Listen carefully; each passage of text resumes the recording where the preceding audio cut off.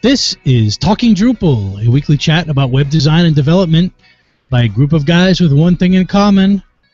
We do love Drupal. Recorded live on Wednesday afternoons at a Google Hangout. Visit us at talkingdrupal.com. This is episode 64, September 17th, 2014. Today we're talking about choosing templates.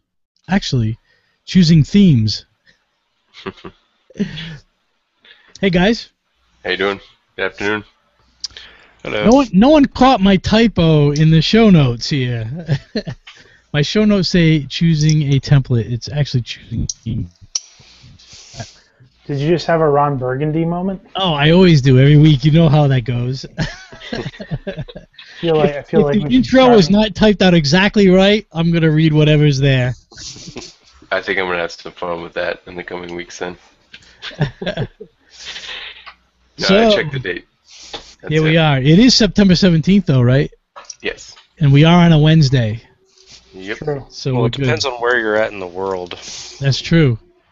Actually, I think right about now everyone's probably at just about a Wednesday. But John Picozzi, welcome to episode 64. Oh, thanks. I'm so glad I got an invite back. Yeah, we were considering whether we should have you back for a 64th, and we said, what the hell, let's have him. Yeah, we wouldn't want the ratings slump, right? Hey, and welcome to football season. We haven't spoken. How's your fantasy team doing? Oh, man, I lost my first week, but my second week I trounced the guy by 55 points. Very good. I'm 1-1 myself. I'm looking at losing this week, though. I'm a little disappointed in that. I'm hoping for some big games from some of my defensive players, as well as the Philadelphia Eagles tandem running back program they got going on there. So were you in the position I was, where you had to drop some current NFL stars who have been struggling with the law lately? No, I haven't picked any wife beaters, child abusers, drug abusers, or just plain old knuckleheads. No. Yeah, so I think I've been drawn to those guys. So I've been dropping guys like crazy. So I will say that I did almost draft Ray Rice, but then somebody got him before it was my turn again. So yeah, I released him. They saved me from that.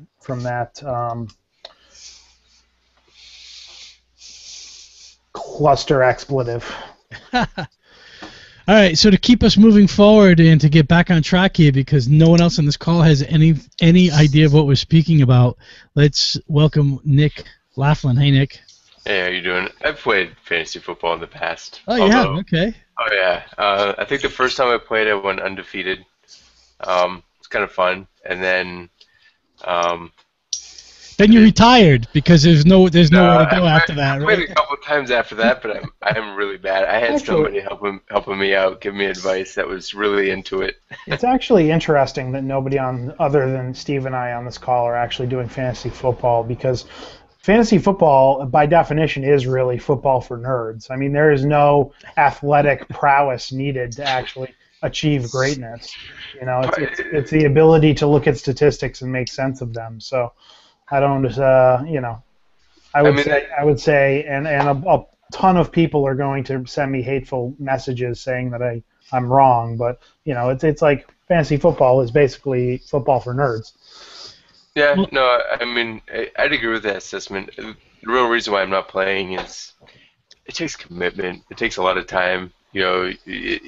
If you want to, at least the friends that I play with, way less time than fantasy baseball. But if I want to have any chance of winning any week, I have to spend multiple hours, figuring out what's what, and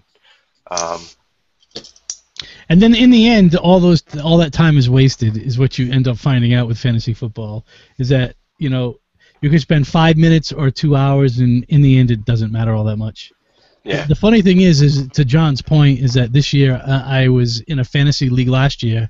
This year I started a new league, so I'm in 2 leagues, and it's all my family. So it's my family against my 2 sisters' families, and I would say 99% of them have no idea even what the rules of football are, but everyone's playing.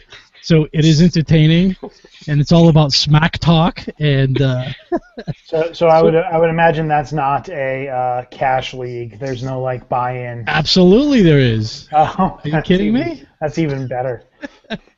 Basically, Steve ripping off his family. No, we're all in for $5. But I'm gonna tell you what, my wife is 2-0, and she doesn't even know who her players are, but she's 2-0. Did she click the auto draft option?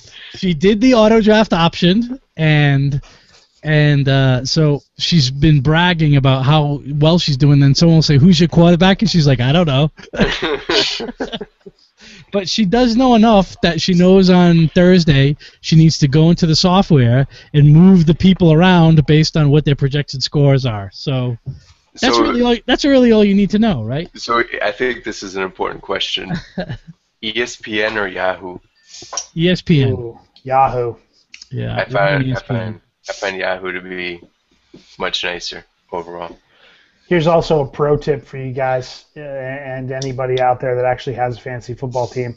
Backup quarterback from Washington, the Redskins. He's going to be hot this week. Oh, there we go. Okay. Pro tip from John Pacozzi. Well, I guess maybe for the next 3 months we'll do our fantasy football tip of the week, huh? Maybe, only if I have a tip every week. Okay. So the last person on our panel this week is someone who's been here in the past. He works for Parallax. It's Tim Dickens. Hey, Tim. Hey, what's going on? Are you playing fantasy football? I don't play football. I don't look at football. I don't really care. You know what? Everybody's all excited. Yay, it's football season. I'm sitting over here going, yay, all my 11 o'clock shows are now at midnight. That's a great point.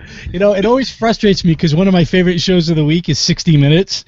And once football season starts, 60 Minutes is never on at 7 o'clock. Are you like 105? Yeah, I might be 105. You know, that's a great TV show. I don't care what you say.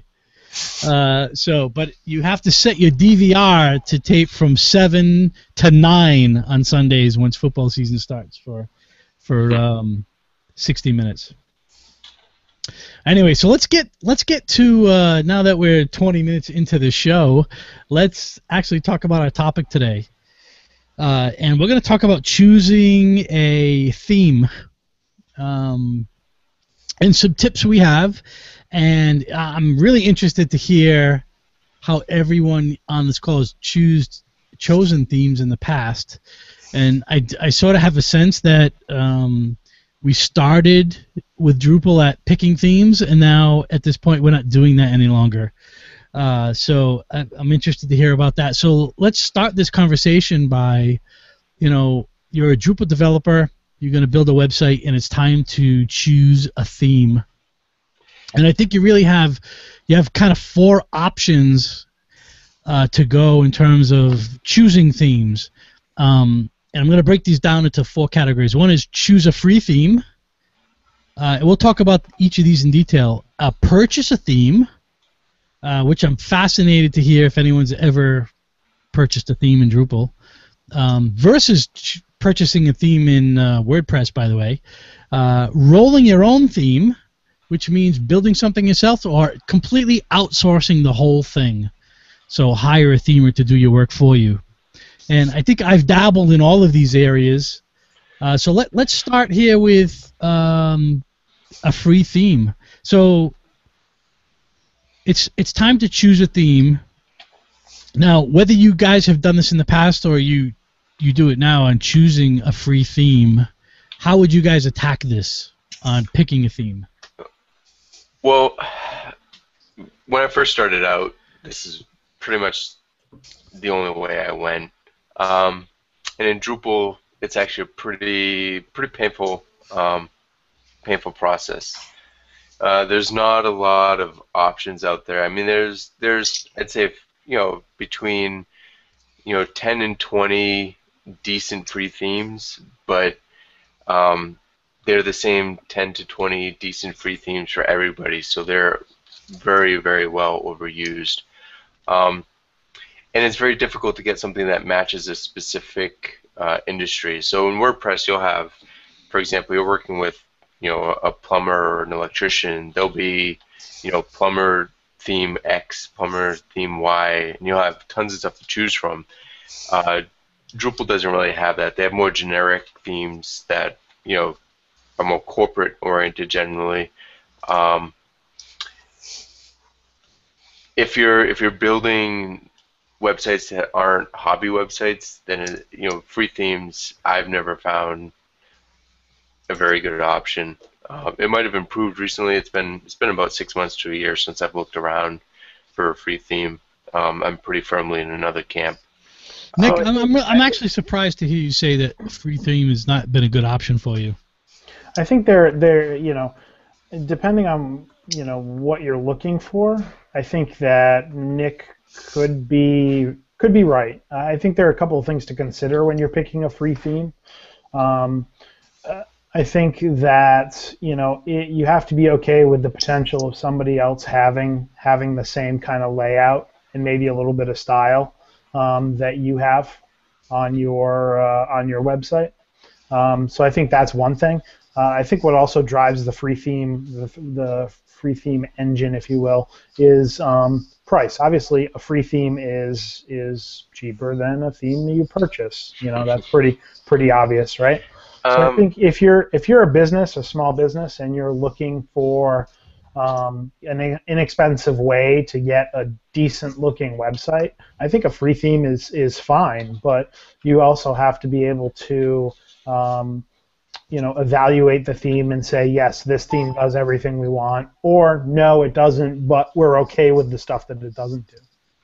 I'd actually have to disagree with that. One of the reasons why I've moved away from free themes is they're generally not cheaper than building your own. One of the biggest hidden cost is... Hey, Nick, before you move forward, let's just be clear about something. When you're saying I'm moving away from free themes, you're not saying I moved over to paid themes. Yeah, correct. Okay.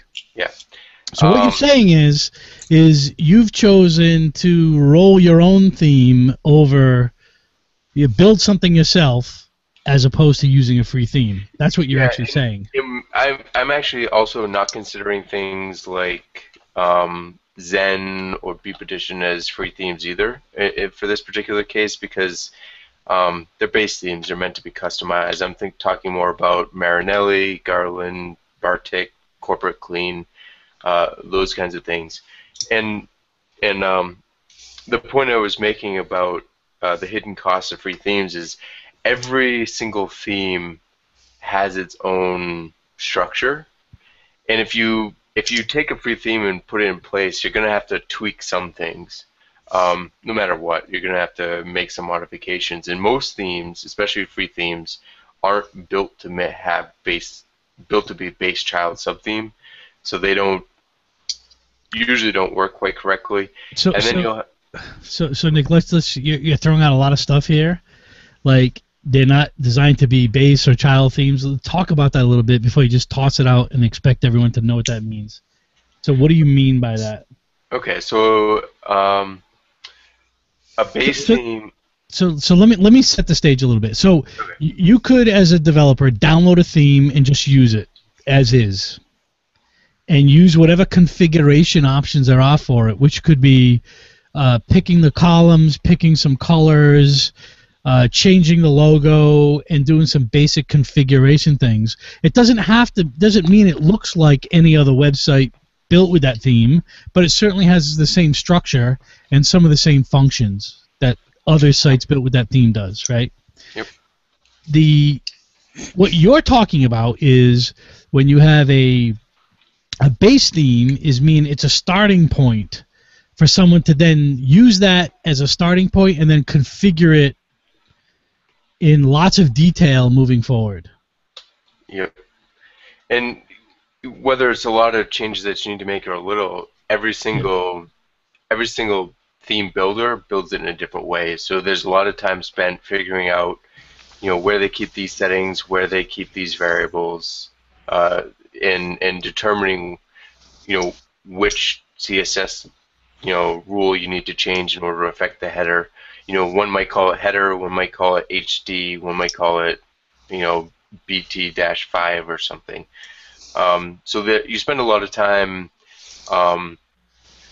you spend a lot of time writing CSS rules with important tags and very specific, long drawn out selectors. I find when you're using a free theme. So.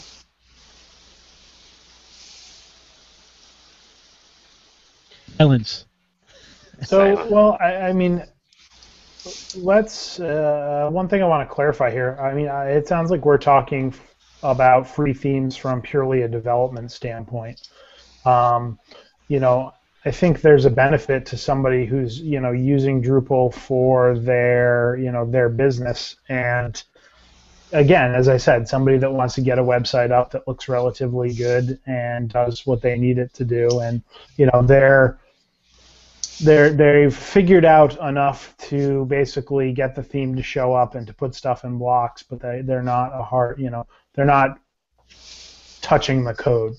So I think it's important to make a distinction there as to, maybe a free theme isn't the developer's best friend, but it may be it may be the person that's just clicking buttons or a small business's best friend.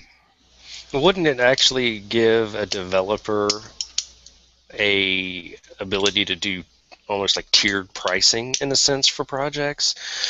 And I mean, that could go either way. I mean, you could basically set it as basically if you want to, we can go with a custom design, we can go with a purchase theme, or we can go with a free theme. And then any changes, in a completely different segment. That's actually, I don't know. That's a really good question. That's something I've done in the past. Yeah. And pretty much every time I've gotten burned when using, because you end up using a theme that you're not familiar with, and then the customer comes back to you and says, you know what, I really like this slideshow, but I want it on every page instead of the home page, or I don't want it on this specific page, and it's just, that particular theme decided to bake the slideshow into the theme. It's not a view, it's not a content type. You have to go to the appearance tab, so you have to, either you have to constantly change images for them or give them access to, to the theme configuration, or you basically have to, rip that functionality out of the theme and then build it in yourself. So I find tiering still is valid and useful, tiering theming options, but having a constant base theme that you've built yourself, is still the best way to go because you have familiarity with the theme. I mean, I completely agree with it there. I mean, I'm personally not a designer, so I mean, that's the only area that I would ever say that I would struggle in is coming up with the design. But once I have it with the base theme, sub-theme structure that we've built, I can pump one out fairly easily because I know where everything is. And I need to do something, I know exactly where it is, and I have went hunting in free themes and whatnot, trying to figure out how this is done. And like you said, it's just a lot of wasted time. But I think John brought up a pretty good point too. I mean, if you're a small business owner and you're doing some of this stuff, yourself, finding a free theme is definitely attractive. I mean, you're not, you don't have a graphic designer, you don't have a front-end designer or developer on staff. Using a free theme on Drupal.org or one of those ThemeForest sites gives you the option to have something that's professionally designed and looked at, but might not give you the flexibility that a custom theme would have. So what are some of the benefits of the free themes? So free themes are available. We talk about free themes. If you go to Drupal.org, there's a ton of themes in there. I mean, and we've sort of given this connotation today, I'm not sure why, that free themes are bad, but there are hundreds of thousands of websites that are using these free themes. And let's talk about what some of those benefits are to why you would choose a free theme in the areas and why it could be a good starting point for you. So free theme does not mean it's bad or it's not secure and it's not good, which is what the word free often means. But that's not the case in this scenario. Not at all. I think if you look at the WordPress side of things, because when you talk about themes, you really oftentimes in a CMS think about WordPress. On the WordPress side, I think the theme business is very strong, and that you go to paid themes to get really good quality support and themes that are supported very well.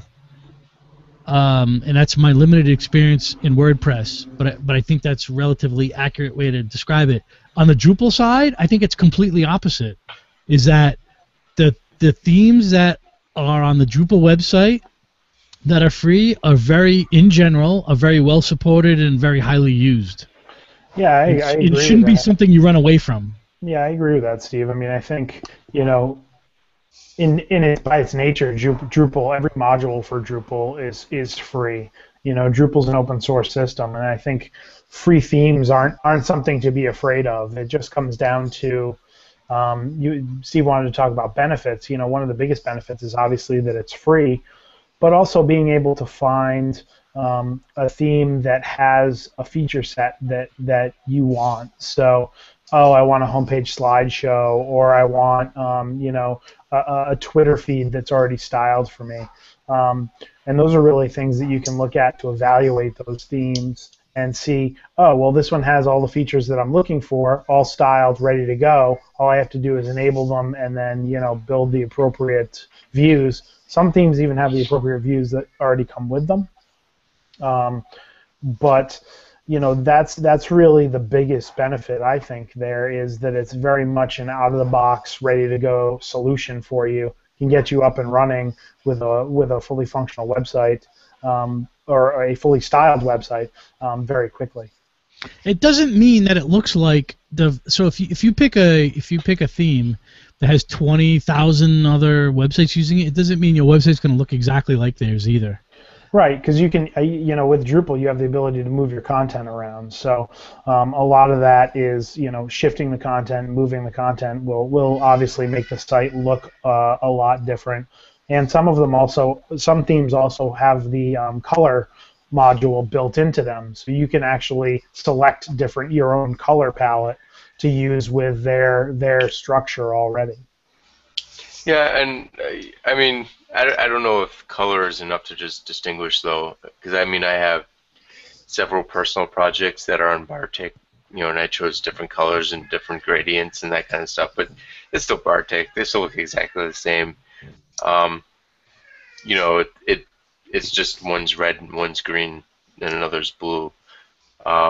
But yeah, there's definitely so Nick, the blue one you didn't do anything with. No, it's a dark blue. But yeah, but it's like but that's not to say that some don't have a lot of customizability, aside from just colors. Yeah. So when you're choosing a free theme, if you're going to do that, or actually even a paid theme, what are some of the things you should look at or consider when you're choosing it? And I look at this the same way that you should consider choosing a module, which we've talked about many times in the past, right? It's the characteristics of things like how many people are using it, how many installs are there, how actively is it maintained, what are the open issues, what are those open issues like? And Nick, you clearly haven't chosen many free themes. I'm not sure any of us really have, but do you look at those things when you're choosing a theme? Those things seem to be important to me, right? Does that make sense? Yeah, no, it definitely makes sense because you're looking at how many people have installed it, how many people are using it, not to see like how many people have a website that could potentially look like yours. Well, maybe you're looking at it for that, but you also want a theme that's widely used because that means people are finding problems with it and they're making that theme better by either updating the problems or reaching out to the maintainer to have those problems fixed. So it really ends up being very much like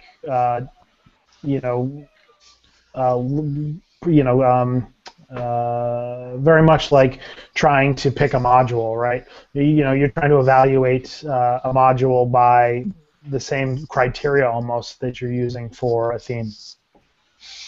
And I also think it's probably safe to say that with the more use cases of a module, there's potentially more features or options within it, because over time enough people have used it and put in enough feature requests and everything within the issue queues that chances are they've been added throughout the time. And then you have one that, a theme that maybe only has 100 people that have ever used it. There's really only those people and their needs that have really been added, plus the developer. So you have a theme that has 200,000 people using it. There's a good chance that all the little bells and whistles, there might be some more built into there. Yep. And that they're quality tested. It's not just that there's bells and whistles, is that people are using them, and there's less issues too. The other thing to just mention here quickly is that John brought up the point that, hey, are you worried about other websites looking like yours? I mean, how many websites have a header or a right sidebar and a left sidebar? I mean, it's millions. So the difference between websites is really often the content and not necessarily the complete structure of it. I mean, lots of websites look very similar. It's the stuff that's on the website in terms of the content that often makes the difference. So I wouldn't focus on that too much. Certainly, you don't want to create 10 websites that look like apple.com, but the general structure that these themes provide really, in the content that changes them, will often make the difference that you need. A few little color and font changes. A pro tip there too, Steve, is don't use the same set of stock imagery. Yeah, great point. Yeah. The cliche business website with the two guys shaking hands. You can only use that like about 50 times before people start to catch on. And I think it's also different when it's a business, and it's when it's a business that builds websites versus just a business doing their website, or a student or a hobbyist. Because one of the reasons why I moved away from free themes, except for on personal projects, is I have to show, when I'm showing a client different functionality in different sites, I can't show them 4 sites in a row that all use the same theme, like you said, using the same stock imagery and same, maybe a different color. But Nick, can you, if you're charging them, $500 for the website, you might be able to do that, right? Yeah, I did that for a while. Yeah, I know. That's why I'm bringing it up. And it's not sustainable. I mean, the quality of your work and the quality of your customers, are correlated directly with the quality of the theming. It's really an interesting point, is that a lot of times this comes really back to the quality of work you're delivering and the branding of the site that you're working with the customer. And I do believe there's free themes that allow you to brand things the way you want to brand them. When you're talking about themes, the themes aren't always looking exactly the same. Themes have lots of different levels of customization. Yeah, and I mean, I would say the themes that allow you that customization are Zen, Deep Edition, Adaptive Themes, Omega. Themes that aren't meant to be just installed and that's it. There's a couple that give a bit more. There's some adaptive theme. I think Adaptive and Omega are a little bit closer to you being able to just turn them on and configure some stuff and be all set. So let's talk about that a little bit, though. So there's themes. So we're still in sort of this free theme category, by the way. So there's themes you can download that are what we would generally call base themes, which don't give you much other than a framework of PHP files and CSS files, and you do everything else, right? It's a structure. Yeah, I mean, it's a framework to work within. Then there's themes that give you a lot more visual stuff, and you can customize that in a high level without even touching any CSS or any of the files. And I think, in my mind, those are two different avenues to go when you're picking a theme. One is, how much work do you want to do yourself and have control yourself through source code, and how much control do you want to just go through configuration? Okay. Yeah, I think that's the core question. Because there are two different approaches. I followed the first one I followed the second one rather for a very long time. But the configuration? The configuration, yep. Yeah.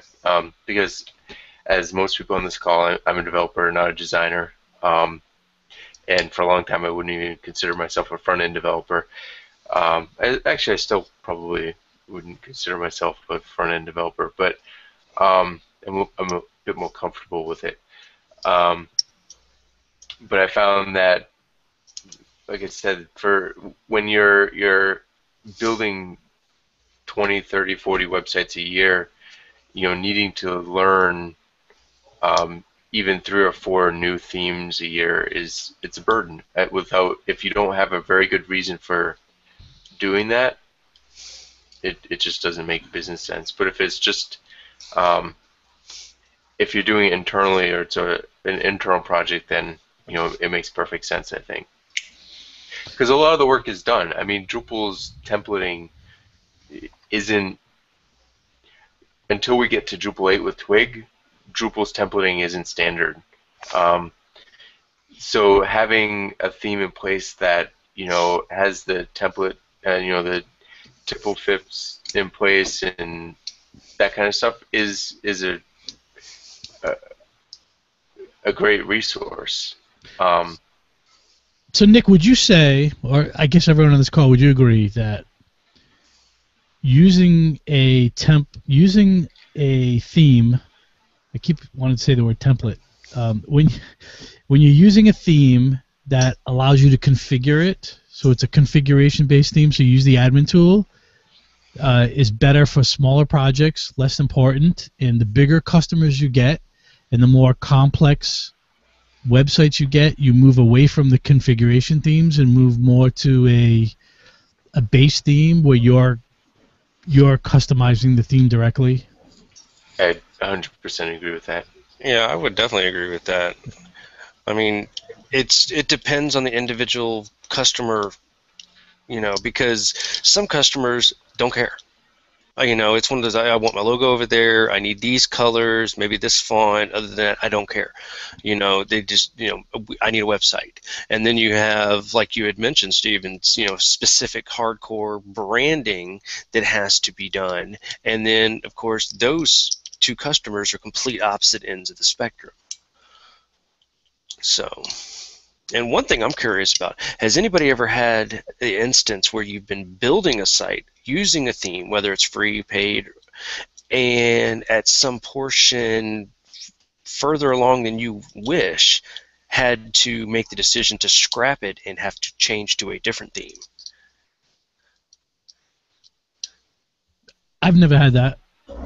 I have early on in my Drupal experience. So, John, is that a situation where you sort of picked a theme that you thought would work, and you tried to sort of force it into there, and then at some point you realized you need to abandon it? Yeah, it was kind of what you guys were just talking about with whether smaller project versus larger project. Mm-hmm. The company I was working for essentially was trying to save some money and bought a theme, and then we were working on implementing that theme, and the theme did a pretty good job of keeping up with the different features of the website, but at a certain point the theme just couldn't support the features that we were throwing at it. It didn't have built-in support for the certain features. So basically, when I say didn't have support, just didn't have the styles necessary to make things look good. So we ended up going in and styling or restyling a lot of things. And the tipping point there really wasn't so much going in and adding styles, but it was going in and the client saying, "Oh, we want to change this, we want to change that," of styles that were already defined by the theme. So we ended up going in and we started changing things as much as we could, and then at one point we realized this isn't going to work. We're going to have to kind of build our own theme and kind of cannibalize some of these styles so we don't have to start completely from scratch, but we're going to have to kind of build our own theme to support the features and the changes that the client wanted to make. So the lesson here, and I've learned it myself, is that a theme does not mean things are going to be easier or quicker. Yeah, it's very much project specific, right. And setting expectations of the client. If there's a demo site that you can show the client and say, this is what the site's going to kind of look like, and this is the feature set you're going to get, and that's it. Then managing those expectations, I think you'll be okay with a free theme or a theme that you find on Drupal.org. But if your client needs more of a custom solution, it's going to be an uphill battle, and maybe better for you to think about building something from the ground up. I think it really comes down to your planning too. I mean, it goes to that saying, if you fail to plan, you plan to fail. And if you can't plan or try and foresee as much as possible with these things, then you're going to have that situation later where it's one of those, well, what do I do now? I have to scrap everything, and all these hours are now lost. Well, it's a little bit about strategy too in terms of dealing with the customer. So if you know a theme very well, are you guiding the customers into building something for them that fits the theme, or are you actually building what you think the customer really needs regardless of what the theme does or doesn't do? Which is really what our approach as a company is. We're not looking at anything from a theme perspective whatsoever and what the capabilities are. We're always looking at what does the website need, and then coming at it from that perspective. But I think if you're picking a theme that you're sticking with, it's not really a base theme, but it is a theme, you need to be careful about making sure you help the customer make decisions that make your job easy to build it for them.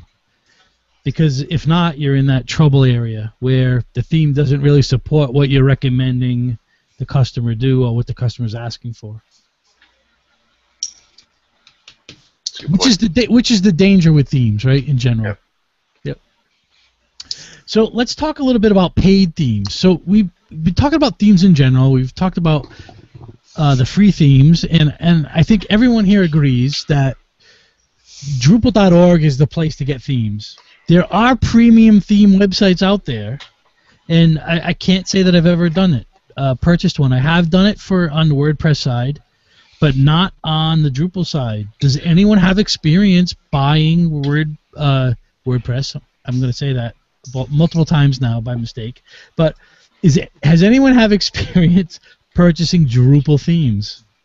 And why would you do that?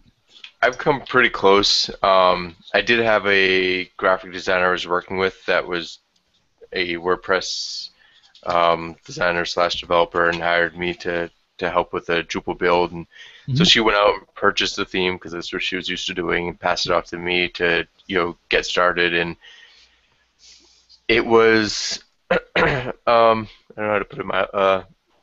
Worse than terrible. It was awful. It was some of the worst CSS and theming that I've ever seen in my life. Like, I don't even remember all the details, but there were hundreds and hundreds of files, templates and CSS files, and it just made no sense. You couldn't figure it. It wasn't. This was a little bit before Sass and Less was really widely used, so it was just straight CSS, and there was something like, I think there was like 85 CSS files and like 40 template files. It was awful. I didn't even. I'd love to see what that site those CSS files did when you looked at those sites across browser. I installed it locally, I think, but I didn't even put it on the server. It was so bad. I was like, look, you're gonna have to pay me 5 times as much as you are. If you're gonna consider using this, I'll build one for you. And I think we ended up going with Zen. So we're not going to get a huge endorsement here on this phone call from paid themes, but it doesn't mean that paid themes aren't worth looking at. Yeah, I wish there was. I would say this is one area that I wish Drupal took a little bit from the WordPress book. I mean, I don't think I'd ever want to have paid modules or that kind of stuff. I'm very thankful for how the Drupal community works around that kind of stuff, but especially early on in my career, if I just had a place where I could spend between $50 to $200 and get a decent Drupal theme, that then it would have made my life a lot easier. So, Nick, I believe you can get that decent Drupal theme on Drupal.org for free. So what are you looking for? Is it really support? What is it you're looking for? Like when you say that to pay the $200 for, what do you think is different there? That you have someone to call and get support? That there's better help documents? What is it? No, it's just I find there's only a couple of decent free themes, and I find personally there's only a couple of decent themes on Drupal.org that are complete themes, and they all do stuff in a way that I wouldn't enough that I know that I'm going to have to make some serious modifications to it, and it's not going to be pleasant. So I can give you one thing that might actually be considered a positive for free themes and purchase themes, and that is if you know how to build a theme and you know how to do all this stuff, so you can actually look through these files, you can traverse them and understand what's going on. You may think they're horrible, but there may be a few gems in there that you never really thought of, and you could actually learn something. The amount of stuff I've learned from working with the Zen theme is just immense, just with how certain things are done. And while I don't necessarily recommend going out and buying a bunch of themes to look through them just to see if you can learn something, that is a potential positive that could exist. And Nick, Tim, so someone's hangout is going there. I imagine that's Nick. Tim, what you said just makes total sense, except you pick the #1 theme on the Drupal website. So yeah, because that's clearly that's anyone the only one who's I've ever used. Yeah, but clearly anyone who's going to do theming, if you want to learn something, just download Zen and you're going to learn a bunch of stuff. Yeah, I mean Zen, Omega, and Adaptive Theme are kind of the three, those are the top three. And then as far as Corporate Clean, I think, is the next most popular. Marinelli, and they're good themes, but they're not that flexible. One site, yes, you can. I don't even think you can change the colors of Marinelli. You can just change. You can only change the pictures, but it's like one Marinelli site is going to look exactly like another. Now it looks pretty good. It's somewhat responsive, I believe now, but if you want to change things, it's going to be a lot of work. I'm kind of hearing that the 3 or 4 of us should get together and start a theming Drupal business, is what I'm hearing. Is that there's an opportunity here for paid themes in Drupal that's not being taken advantage of.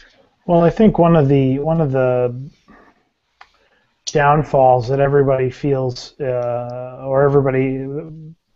guess one of the downfalls and perceptions that everybody has of Drupal is that every Drupal site looks the same, and that's over my career I've found that no Drupal site I've ever built has looked the same.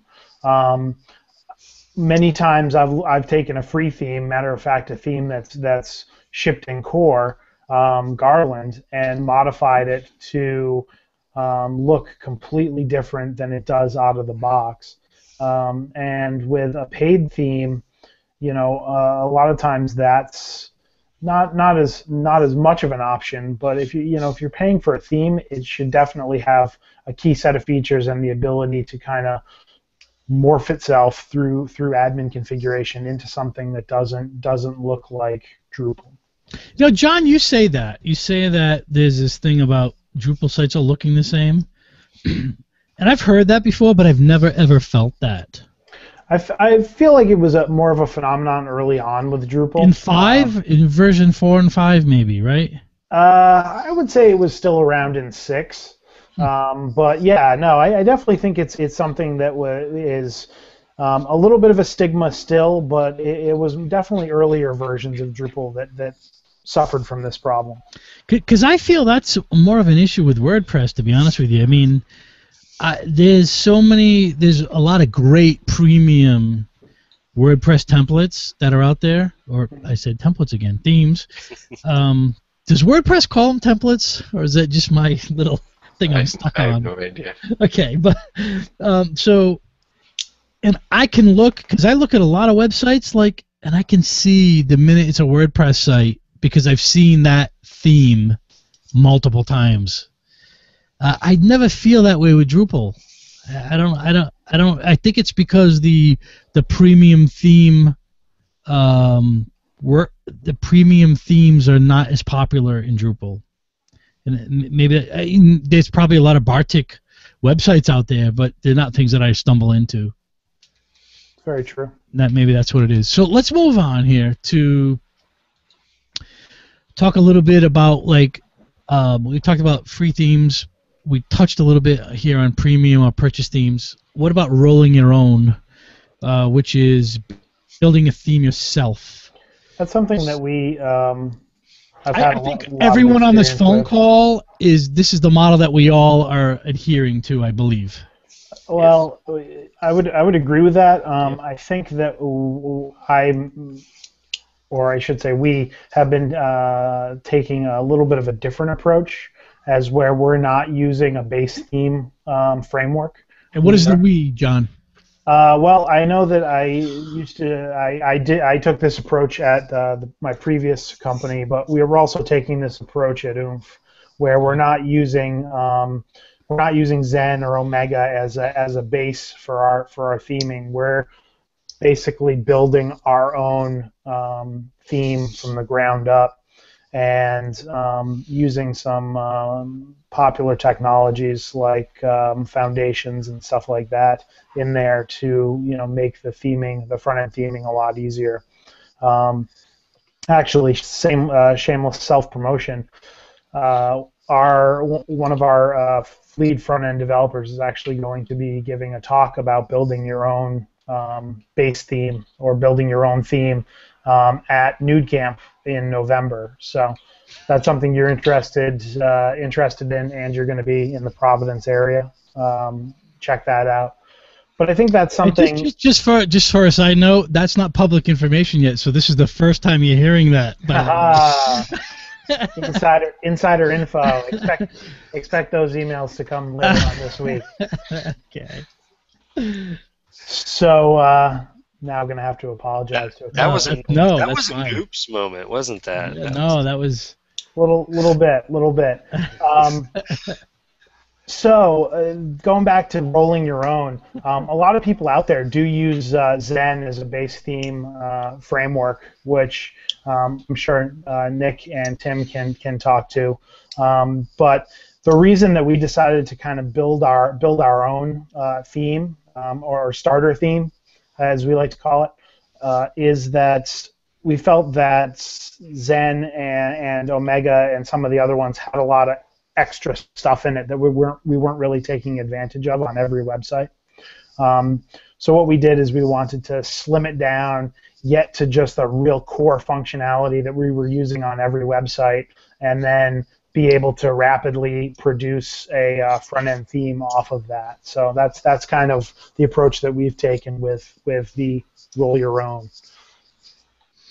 John, I don't think that's a whole lot different from where a lot of agencies who've been doing this for a while end up at that point.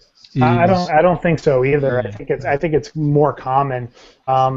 I think that you're either in two different schools. You're either using Zen, or Omega or one of the other base theme frameworks, and working that way, or you're just building your own theme because it's easier and gets you out of the gate a lot faster. So a benefit. So Tim and I are just wrapping up a project where one of the requirements was, because we were hired to do the front end theming. So the requirement of the project was that it's based on the Zen theme.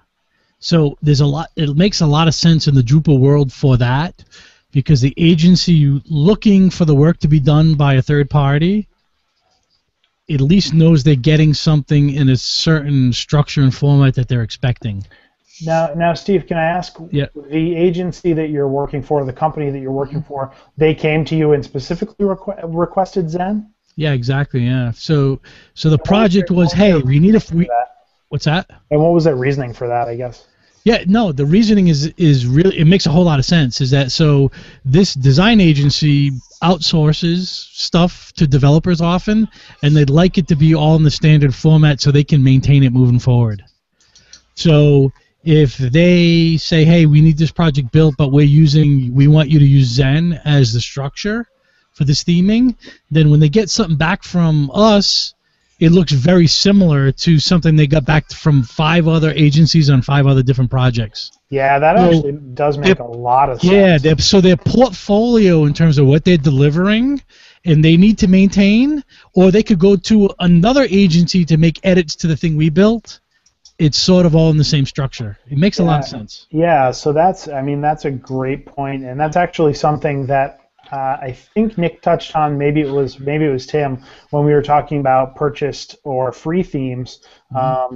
Is that knowing the code base there is really beneficial, and Zen kind of gives you like a structured code base that allows you to it allows everybody to be on the same page. Yeah, it's almost like, I hate to say it like this, but it's like a theming API kind of. It's like you're all sort of settled in the same space. It might not be exactly the same because your CSS might be structured slightly different or whatever, but at least you're all coming at the problem from the same angle. So it makes a lot of sense in that sort of structure.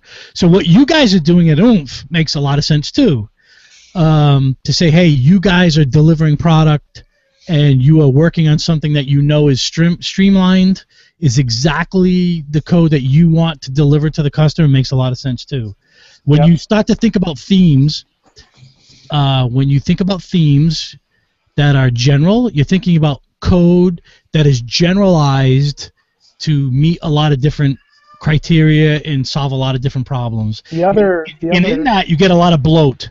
So when you get a lot of bloat, in order to make a website streamed and streamlined and delivering the best you can, sometimes you get rid of that bloat, which means getting rid of that theme sometimes. Yeah, there's that, and there's also it being a known quantity. So an example that I often come back to with why this makes sense from an agency standpoint is it's a known quantity.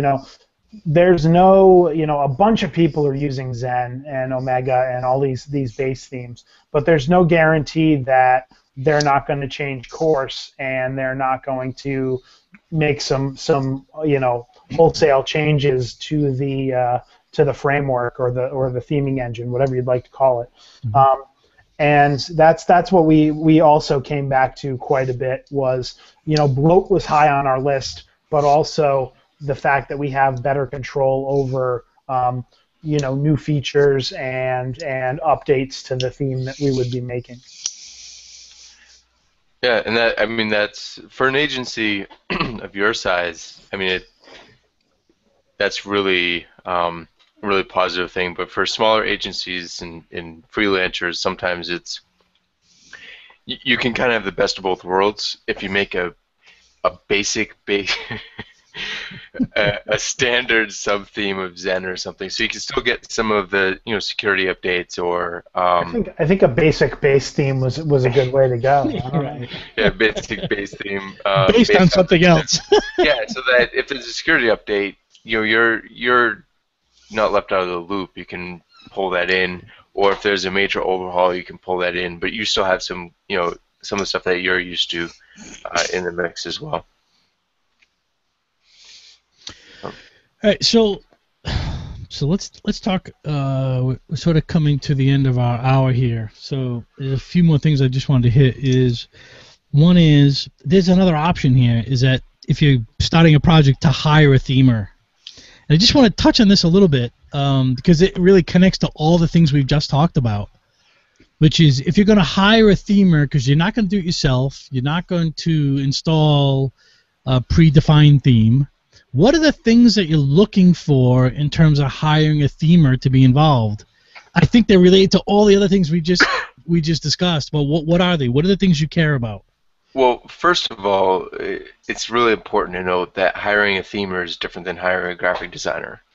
So on almost every project I work on, I work with a graphic designer to come up with initial concept, style tiles, do revisions, create a logo, come up with a color palette, that kind of thing. And then I'll convert that stuff to a Drupal theme. I've recently started working with, I've also hired themers or agencies to provide a full A to Z Drupal theme. And it's very, very different because, excuse me, one of the reasons is what you just mentioned, Stephen, when working with that agency. It's something that I'm going to have to maintain. So I have to know that the person building the theme kind of follows the same either quality or kind of schema that I do when building a website, so that if I need to change something, I can find it. The second thing is you have to define more clearly where the line is drawn with theming in development, because some things in theming require, it might require the themer to log into the view and change the order of the elements or add a field or create a display mode. So you have to find out, what kind of modules they use, find out which one. Sometimes it's a really good way to learn new modules, but I mean, a discussion has to really happen. I worked on a project recently where, the conversation kind of went, I use block class, I use semantic views, I use this, and this, and it was like, yes, I use that. I also use display suite. Well, then I had to evaluate display suite, see if it, if it was something I would use internally or not, and then, okay it.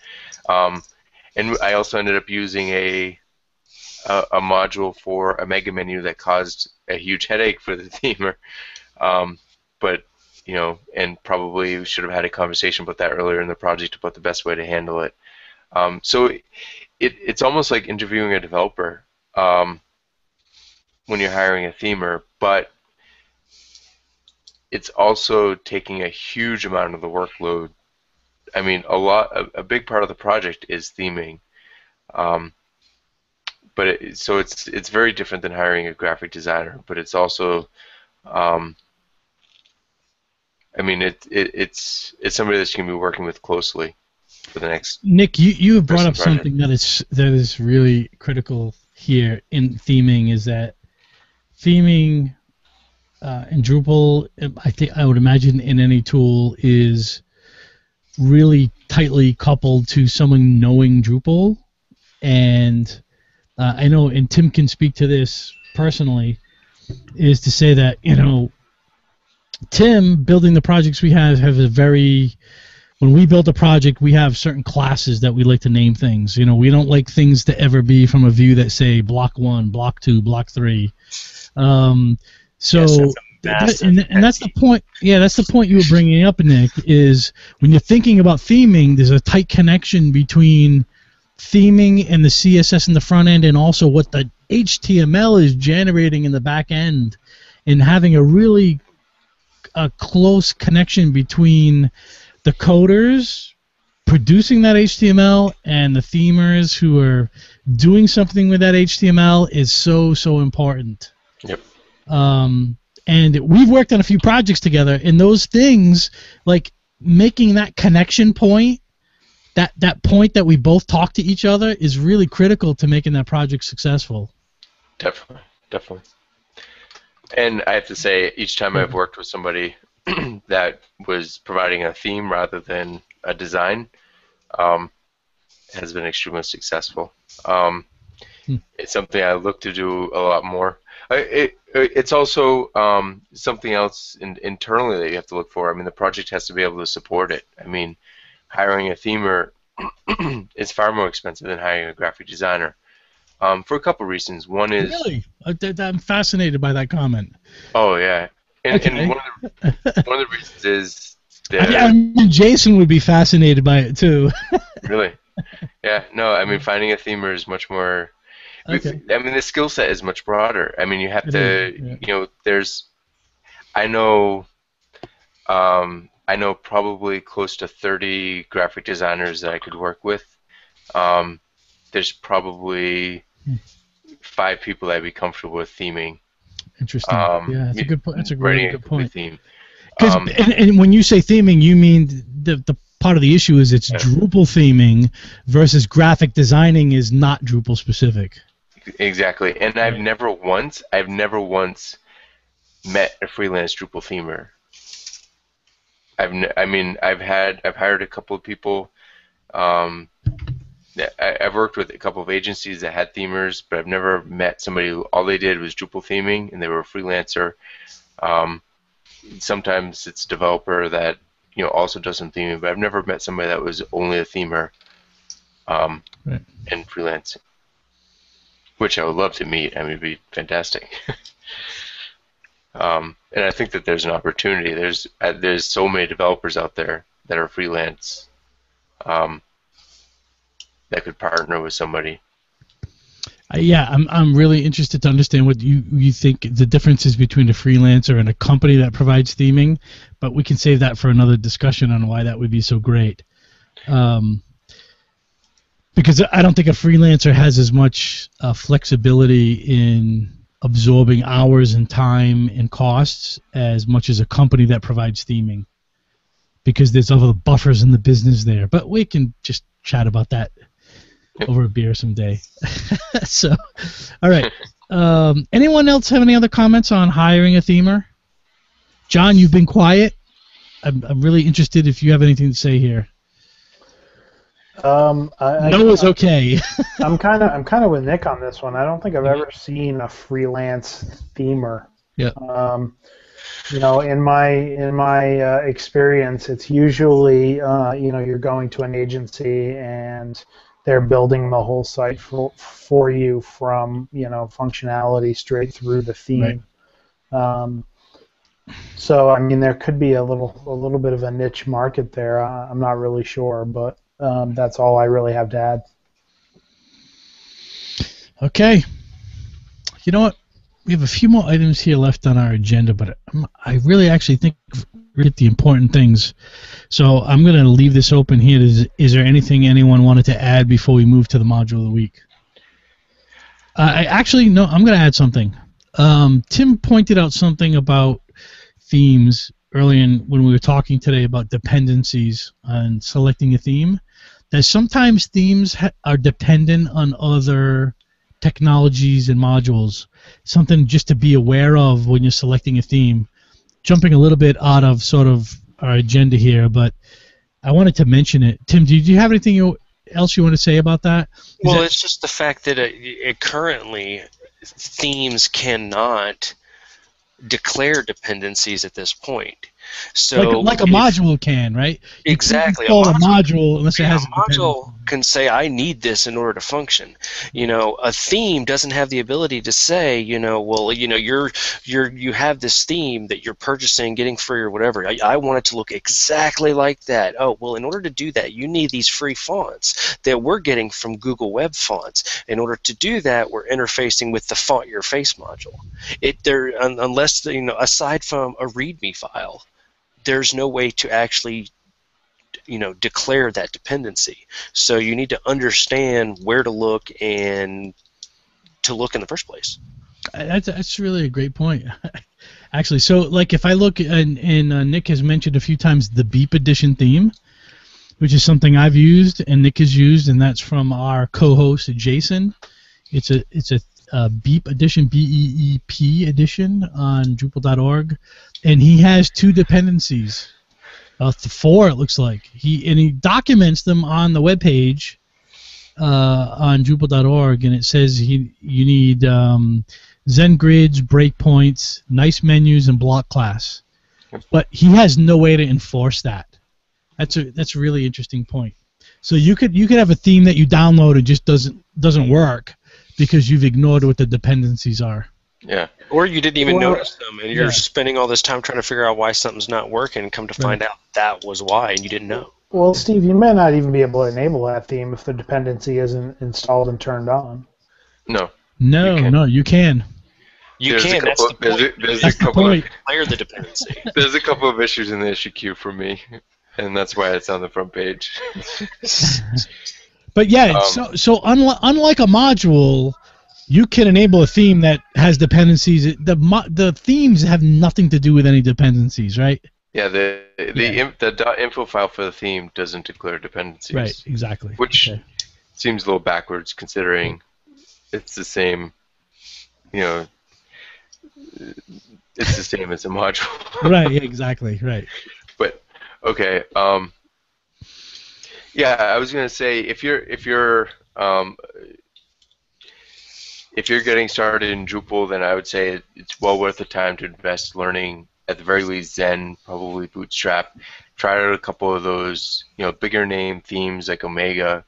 Find one you're comfortable with, and commit to it. I mean, it's not to say that occasionally you won't work on a project that is using a theme you're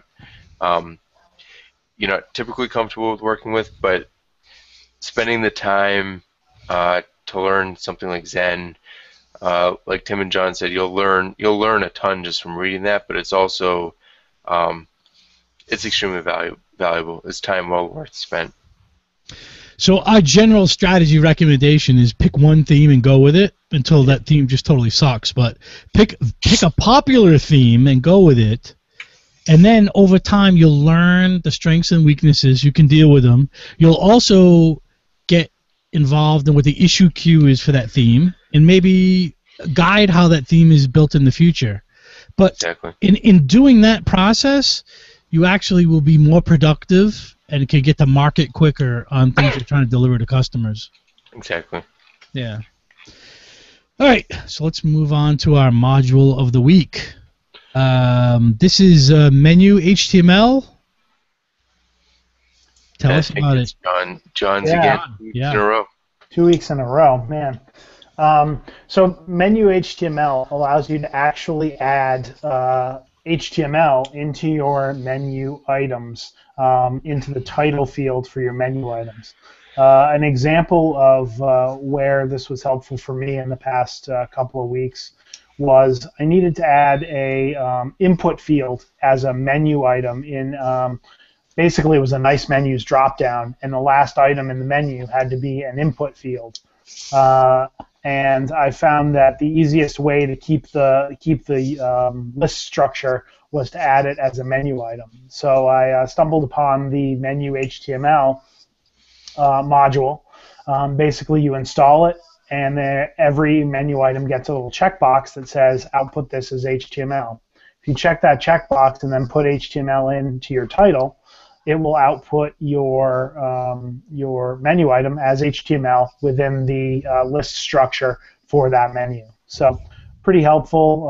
There's it's kind of a niche use case for it, but I definitely think it could be useful for a lot of people out there.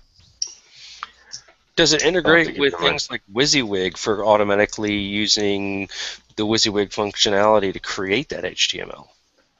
So that's actually no is the short answer to that, because it's a title field.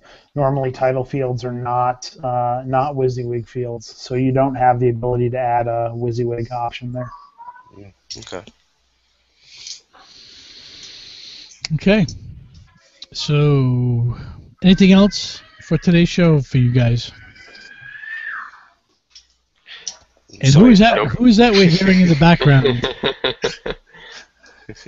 The that was a shameless plug.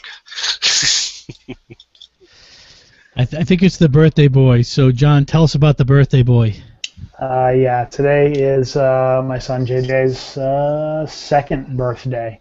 He made it through 2 years. So he's home today. We're gonna wrap up the show and then go out and do some fun stuff. Sounds like he's ready to go. So I'm. No, that's what that sounds like. Well, congratulations, John. Indeed. Keeping JJ alive for 2 years. It's a big achievement. All right, so let's wrap up today's show. Let's see, a couple of announcements I want to make. One is we have the Nude Camp, which is the New England Drupal Camp, coming up on November 1st in Providence at Brown University. The session submissions have been selected. They'll be posted very shortly. We had a lot of submissions. This looks like it's going to be an excellent conference, so we're excited about it.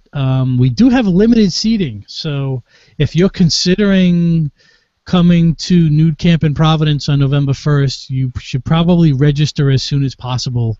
The tickets are starting to sell quickly, and we're probably a few weeks away from being sold out. So this is time to move in. We do have limited tickets for that day. Also, I wanted to mention that there's an Artifact conference in Providence in the end of September. So, go to artifactconf.com. Just look for Artifact Conference in Google, and you'll find that conference. That's something that Jason is speaking at, so you should probably take a look at it. I went to the conference last year in Providence. It was awesome. John, I think you were there too. Am I wrong? No, you weren't there. He's shaking his head no. It was a great conference. A lot of great A1 sort of web people there doing presentations. It was really worth the time and money. So let's, John, tell us where we can find you online. If there's anything you want to tell us about that you'll be at or Oomph will be doing in the near future. Oomph is sponsoring Nude Camp, so definitely see us there. You may see some of our people giving presentations. I don't know. Really, John, you've already blown the secrets today already. But yeah, just to be careful, he says that Oomph is sponsoring. So let's make it a little bit clearer. Oomph is the event sponsor for this event. So they're doing a little bit more than sponsoring the conference. So they are the event sponsor. So anything you see related to this conference has everything to do with Oomph. Yeah, and some of our other sponsors. There are other sponsors too. We're not the only ones. But right. So we'll be doing that. Come check us out November 1st. We'll be there. And then as for me, you can find me on all the social networks at John Cozy, and always on at oomphinc.com. How about you, Nick? You can find me online at Nixvan, Nicxvan. I'm looking forward to Nude Camp as well. We'll be announcing who's speaking, I believe, in the next week or so. So keep an eye out for that announcement. Yeah, it'll be in the next 24 hours. That's within the next week, isn't it? If you get the programming done, right? Yeah. Yep. I'll be looking at that tonight. Okay. And actually, also, Tim needs to get some CSS done, which he doesn't even know about yet. So, Tim, we go to you. Well, I am not known as the same thing everywhere because I'm a ninja and I like to hide. But you can pretty much find me at parallaxinfotech.com or on Twitter at Trigonia, even though I really don't use Twitter that much. So what is Trigonia? Could you explain that? Because I never understood that. Trigonia dates back to an old pen and paper game from long days past, and eventually I started playing a online RPG game, and it became known as the world. It was always known as the individual world that everybody played in, and it's just kind of the concept of my world. I kind of created it a long time ago, and it's stuck with me. So I still have no idea what that means. Okay. Well, yeah. I mean, which is fine. I don't need that to discussion would probably take more than an hour. Okay. It's probably not a phone discussion either. All right, Tim, thank you for joining us today. So you can find me at Steven on Twitter at Steven Cross with a PH. Also wanted to mention that our first company webinar is happening in early October. You can find it on parallaxinfotech.com. And I think that's it. Talk to everyone next week. See you next week. Hey, guys. I'll talk to all y'all probably Thanks for within your a day time. or so.